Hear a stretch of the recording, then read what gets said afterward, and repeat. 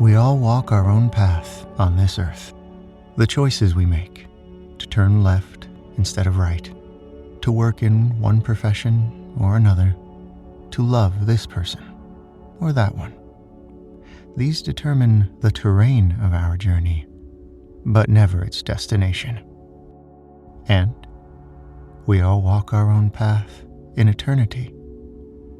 The choices we make to live this life or that one, on this planet or another, with our soulmates or without.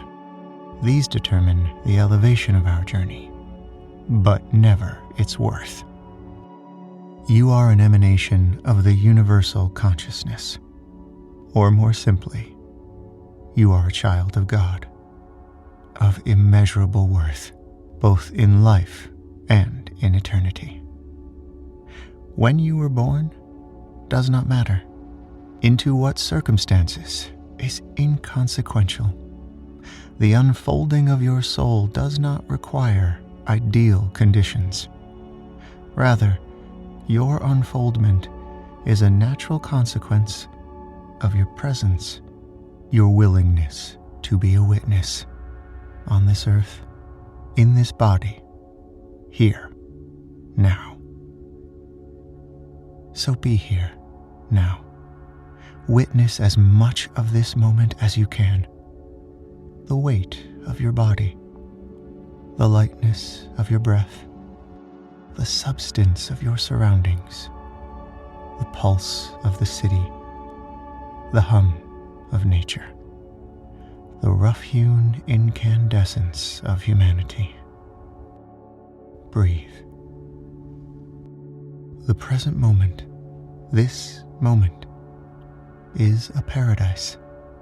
It is a Garden of Eden. Here, now. Breathe. To live here, now, in this moment, look to Adam and Eve. It's a tale that's often reduced to something like, there once was an Eden, a paradise on earth, until man, led astray by woman, disobeyed God. And then, boom, original sin, punishment, exile, no more paradise. In the Garden of Eden, as the story goes, Adam and Eve were both naked, the man and his wife, and were not ashamed. So, first, to be in paradise, you must be naked. That is, you must become naked in your heart, unhidden, vulnerable, open. You must give yourself over to the moment freely. There are no barriers in eternity. Second, there is one tree from which you must not eat, the tree of the knowledge of good and evil. Not the tree of knowledge, for on this earth plane you will never know what God knows. God's knowledge is beyond the fixed and definite grasp of the human mind. Eat from the tree of the knowledge of good and evil, and, just like Adam and Eve, you will know the relentless, unceasing task of categorizing the world into a binary condition, good or evil, positive or negative, right or wrong. A constant, exhausting moral bifurcation. That is the original sin, not disobedience, but judgment. To wash away this sin, you must baptize your heart in the waters of non-judgment. Abandon the burden of being the arbiter of anything. The third essential element for paradise is found in the midst of the garden. After Adam and Eve are banished from Eden, God declares that the tree of life will be guarded by cherubim and a flaming sword. For the tree of life is the tree of all life.